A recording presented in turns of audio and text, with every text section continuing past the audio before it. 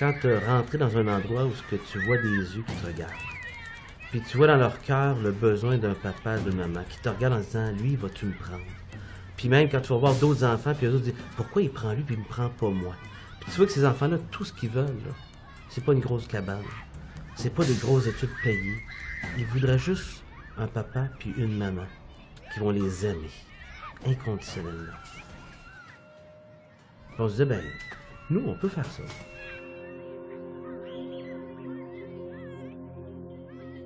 Je suis née avec une malformation congénitale. Plus ça s'infectait, plus ça grossissait, et là, mon visage est devenu complètement déformé.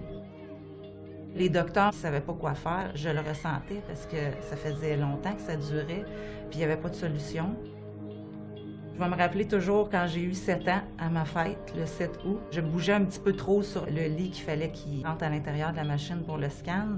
Fait que l'infirmière elle a pris la décision de me taper avec du duct tape au complet. Je retenais vraiment les larmes pour pas pleurer parce que t'es complètement attaché comme si t'étais dans une camisole de force. Fait que pour moi, ça a été vraiment difficile.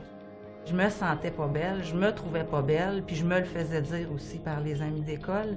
Mais dans mon cœur, profondément, je savais que Dieu m'aimait comme j'étais. Ça, je le savais. Puis que pour Dieu, c'était pas important que j'étais complètement déformée au niveau de mon visage. C'était pas ça qui était important pour lui. Je ressentais son amour vraiment d'une manière spéciale, ça c'est clair.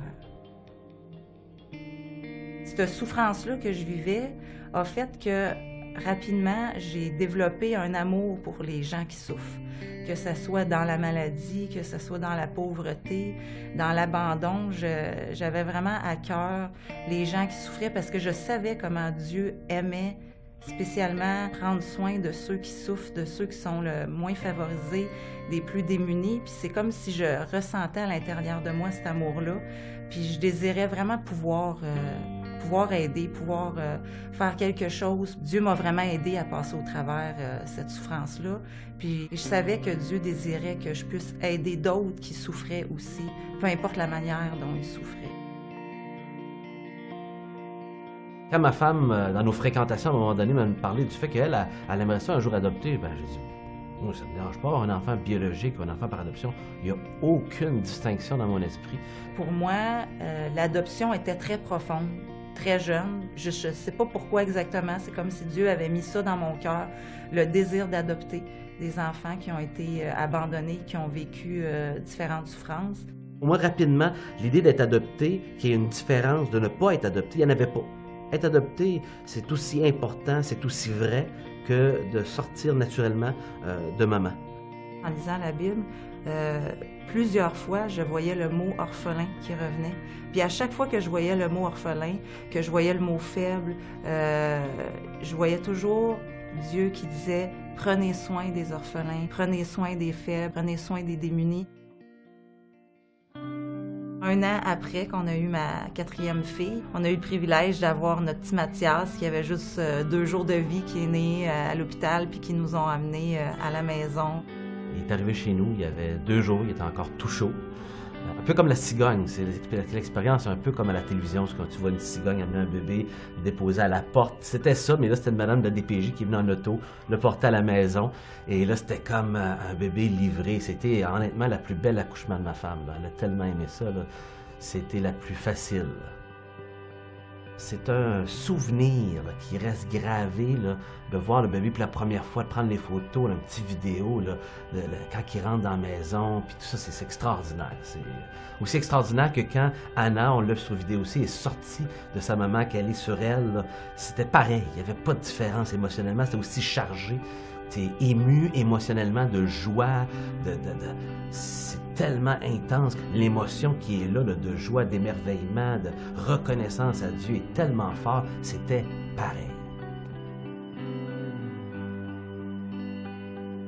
Mathias, c'est un enfant qui est handicapé, qui a un retard mental, puis on ne le savait pas lorsqu'il est né.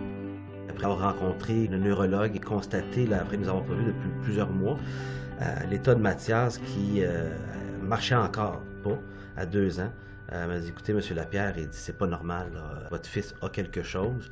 Il y a un retard de développement et mental aussi. C'est là que tout à coup, la vie a changé. On n'est jamais préparé pour ça. Tu gères là, le défi de faire le deuil que je vais avoir un enfant normal. Et c'est un processus d'accepter cette idée-là et là, d'imaginer la vie maintenant. Et ça a pris du temps à comprendre, bien l'accepter, puis être en paix avec cette nouvelle vie. Une fois qu'on a accepté qu'il était différent, puis que Dieu l'aimait comme ça, puis que nous aussi, on doit apprendre à l'aimer comme ça, c'est comme si l'acceptation a mis une paix dans notre cœur. C'est comme si Dieu il nous disait, vous voulez calculer l'adoption que vous voulez faire, un enfant parfait qui va bien selon vous et tout. Puis c'est comme si on a réalisé, ça marche pas comme ça dans la vie. Nous non plus, on n'est pas parfait. Puis Dieu, il nous aime comme ça. Et aujourd'hui, je suis heureuse qu'on le savait pas parce que malheureusement, peut-être on l'aurait pas adopté. Puis Mathias, c'est un des plus beaux cadeaux qu'on a eu, que Dieu nous a fait, parce que ça nous a vraiment changé complètement de voir d'une manière différente, justement. Une fois que tous les enfants étaient à l'école, que là, tout à coup, Mathias était rendu assez grand qu'on l'a envoyé à la garderie, tout à coup, on a réalisé qu'il y a encore de la place chez nous. C'est un de mes amis, Israël-Luc Godfrey, qui m'est arrivé à une journée au travail, puis on avait une rencontre ensemble, puis il me dit ça, qu'il s'en va chercher 4 enfants en Ukraine. Je regardais, je dis, t'es malade, Godfrey. Et finalement, le soir, avant de me coucher, je réfléchissais à ça, puis c'était moi le malade qui était en train de dire à ma femme, « Hey, qu'est-ce que tu dirais si on irait plutôt chercher 2 enfants, un pays comme l'Ukraine, c'est pas long, etc. » J'expliquais ce que j'avais appris sur l'adoption en Ukraine, puis c'est elle qui me regardait, puis qui disait, « T'es-tu sérieux, toi, là? » C'est ce qui a fait qu'on est allé adopter Noah Liam en 2012 en Ukraine. Et le fait de voir plein d'enfants dans un orphelinat, tu peux pas rester indifférent. Ça n'a pas le choix de changer notre cœur, de voir un paquet d'enfants qui ont pas de parents qui viennent les visiter, un paquet d'enfants très jeunes, abandonnés, qui ont vécu des fois de la violence, des abus, de la malnutrition, mais qui désirent tellement que tu les aimes. Quand que les enfants nous racontaient leur histoire, chaque fois, notre cœur était dévasté. On avait le goût de toutes les prendre. Si on avait pu, on les aurait toutes pris avec nous, on les aurait toutes ramenées à la maison. Parce que chaque enfant a une histoire de déchirement, une histoire d'abandon. On savait que Dieu les aimait, ces enfants-là qui étaient abandonnés, puis que Dieu, lui, les abandonnerait jamais. Il nous avait guidés vers chacun d'eux. C'est comme s'il prenait notre main, puis il prenait leurs mains, puis nous les amenait ensemble pour toujours. C'est pas une question de nombre. Aujourd'hui, on est rendu à 9 enfants, puis souvent les gens disent « Bon, 9, êtes-vous satisfait? C'est-tu assez? » Puis c'est vraiment pas une question de nombre, c'est une question de cœur. Puis pour Dieu, il n'y en a pas de nombre non plus. Pour Dieu, il aime ces enfants-là, peu importe. Il n'y en a pas de conclusion. Après 9, on est à 9. On est en apprentissage.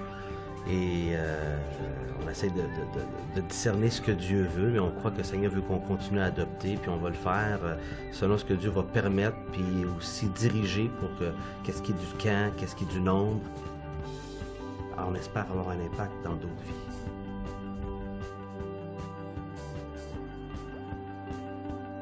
Mon nom est Joël Lapierre. Mon nom est Julie Joseph. Et je suis deuxième. Et je suis deuxième.